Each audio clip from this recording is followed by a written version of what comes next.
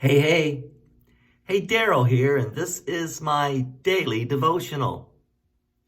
So the Lord came to Solomon in a dream and said to him in 1 Kings chapter 3 at verse 5, "Ask for whatever you want, and I'll give it to you."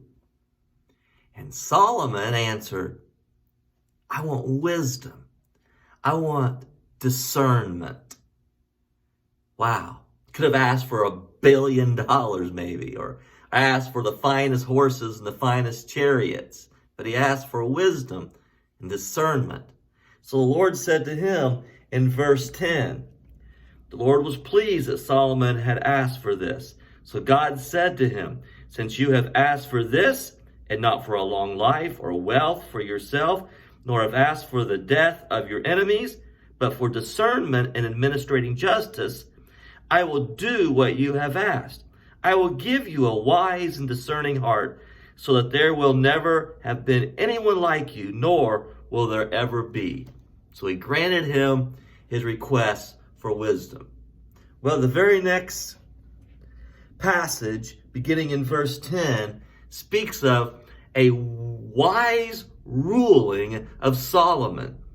Maybe one of the wisest rulings he's known for. Two prostitutes who lived together. One had a baby. A few days later, the other one had a baby. And one night, one of the babies dies. And so, supposedly, the woman whose baby died did a switcheroo and put the dead baby with the other mother and took her alive baby. Well, they came to Solomon. Listen, as I read still in chapter 3 of 1 Kings, at verse 19.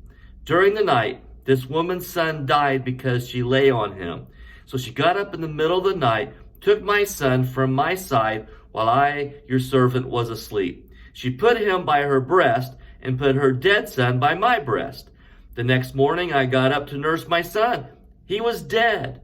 But when I looked at him closely in the morning light, I saw that it wasn't the son I had born. The other woman said, 'No, the living one is my son. The dead one is yours.' But the first one insisted, 'No, the dead one is yours. The living one is mine.' And so they argued before the king. The king said, 'This one says, my son is alive and your son is dead. While that one says, no, your son is dead and mine is alive.' Verse 24, then the king said, 'Bring me a sword.' So they brought a sword for the king. He then gave an order, 'Cut the living child in two and give half to one and half to the other.' The woman whose son was alive was filled with compassion for her son and said to the king, 'Please, my lord, give her the living baby. Don't kill him.'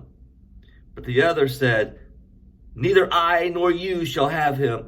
Cut him in two.' Then the king gave his ruling, 'Give the living baby to the first woman. Do not kill him. She is his mother.' The compassion of the genuine mother of the alive child was evidence enough to King Solomon. There's his wisdom being expressed. He was able to know which mother genuinely was the mother of the alive child by her compassion. Folks, how can we not have compassion for our alive child? Oh, listen, this brings up one of my most earnest, heartfelt sorrows. How can we not have compassion for our alive child, even our alive child in the womb?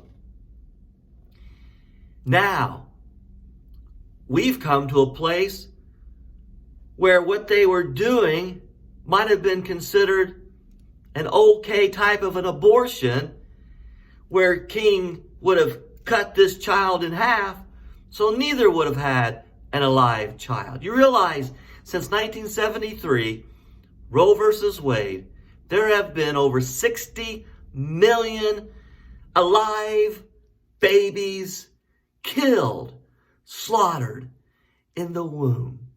Where is the wisdom to stop this? Where is the compassion of the mother for the alive child? As she said, oh, let the baby live and just let her have it. Oh, if nothing else, let the babies live and let someone else have the baby. God bless you. Good day.